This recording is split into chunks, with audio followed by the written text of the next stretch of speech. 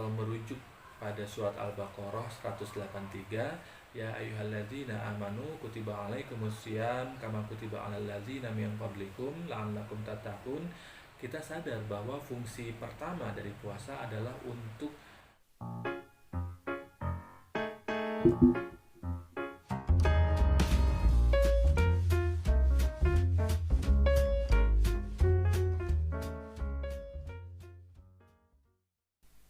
Assalamualaikum warahmatullahi wabarakatuh.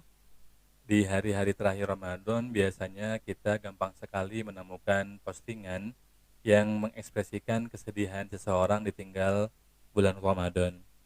Dan sementara kesedihan itu memang ideal dan penting untuk kita tumbuhkan, ditinggal dalam momentum ditinggal oleh Ramadan ini, penting juga bagi kita untuk mempertanyakan apakah memang kesedihan itu berangkat dari hati kita yang terdalam, ataukah kesedihan itu hanya sebagai cara kita untuk terlihat religius di hadapan teman-teman kita, di hadapan follower-follower kita, atau bahkan di hadapan diri kita sendiri. Dan cara paling mudah untuk menguji apakah kesedihan kita itu tulus ataukah tidak, kita bisa mempertanyakan kepada hati kita, apakah hati kita diam-diam senang dengan datangnya hari raya, karena dengan begitu dia akan terbebas dari siksaan-siksaan dalam tanda kutip berpuasa, dari siksaan harus bangun sahur, dari siksaan dan kelelahan sholat tarawih. Kita juga bisa menanyakan apakah hati kita sangat ingin untuk puasa Syawal sebagai bentuk sayang kita terhadap Ramadan, ataukah kita malah jangan-jangan sama sekali tidak kepikiran untuk puasa Syawal karena itu merugikan, di saat kita bisa dalam tanda kutip balas dendam akibat sebulan penuh kemarin kita kekurangan makan dan minum.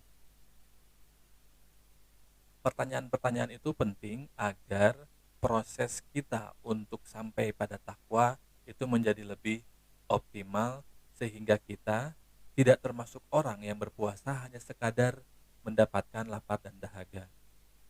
Kam min so'imin laisa lahu min siyamihi ilal ju' wal arsh, kata Rasulullah. Banyak sekali orang yang berpuasa tapi hanya sekadar mendapatkan lapar dan dahaga.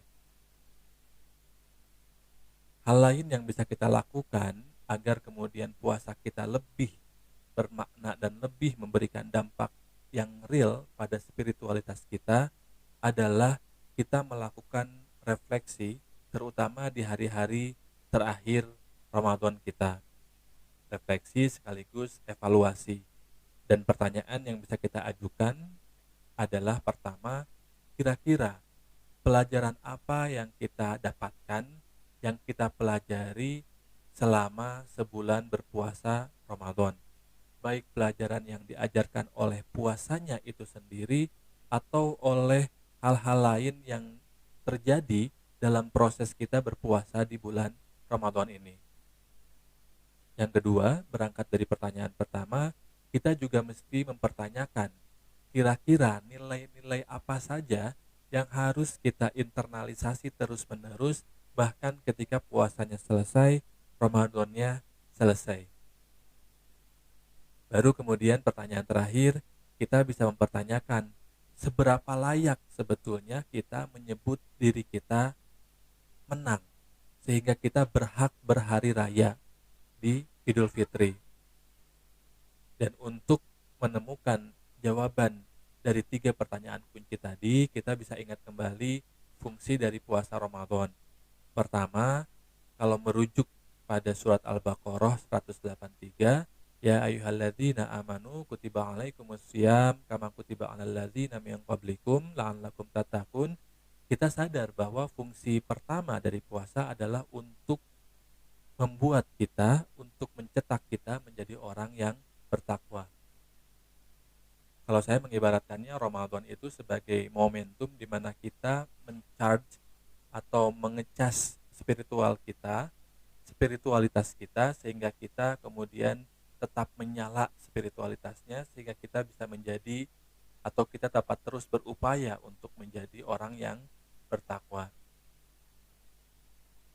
Pertanyaannya kemudian, sebetulnya apa sih takwa itu dan apa yang dilatihkan oleh Ramadan sehingga kita bisa menjadi yang bertakwa? Secara sederhana, takwa itu kan melaksanakan perintahnya dan menjauhi larangannya.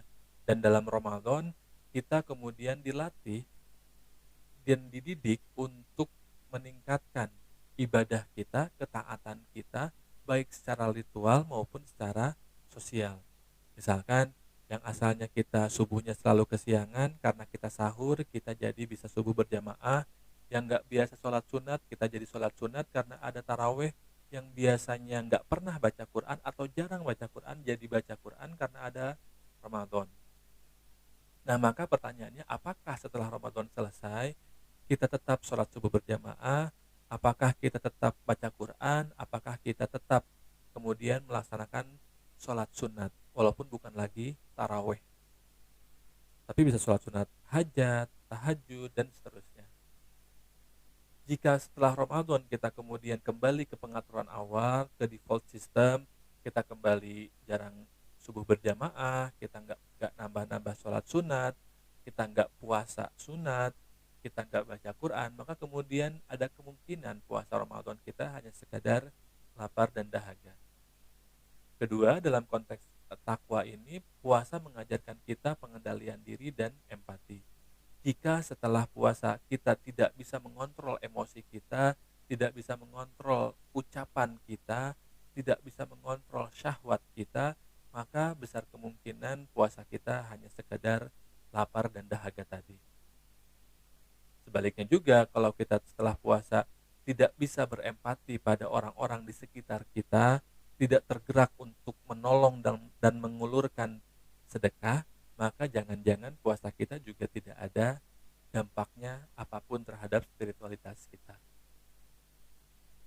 Berikutnya, fungsi puasa adalah untuk membersihkan diri kita, proses penyucian diri, penyucian jiwa. Makanya kemudian hari rayanya disebut Idul Fitri, kembali ke dalam kefitrahan. Man shoma Ramadan imanan wa ihtisaban ghufira lahu ma taqaddama min dzambik. Orang yang berpuasa iman wa ihtisaban akan diampuni dosa-dosanya yang terdahulu sehingga dia kembali ke dalam kefitrahan. Nah, karena kita nggak punya kemampuan untuk tahu, untuk dapat bocoran apakah kita termasuk yang kembali fitrah ataukah enggak, maka yang bisa kita lakukan adalah kemudian dengan menerapkan semangat pembersihan diri tadi, tazkiyatun nafs tadi, dalam proses kehidupan kita sehari-hari pasca Ramadan.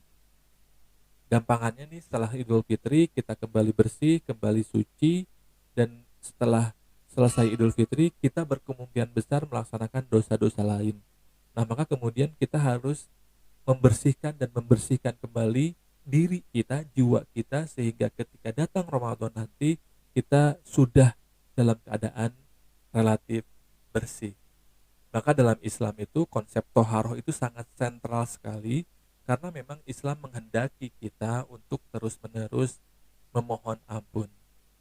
Innallaha yuhibbut tawwabina wa yuhibbul mutatahhirin. Sungguhnya Allah menyenangi orang-orang yang bertaubat dan orang-orang yang mensucikan diri.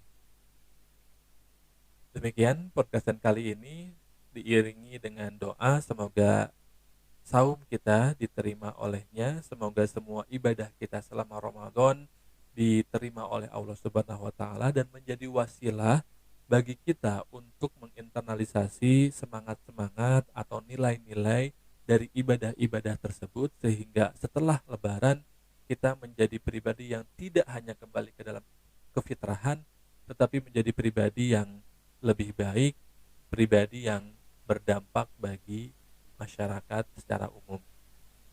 Terima kasih. Wallahu muwaffiq ila aqwamit thoriq. Wassalamualaikum warahmatullahi wabarakatuh.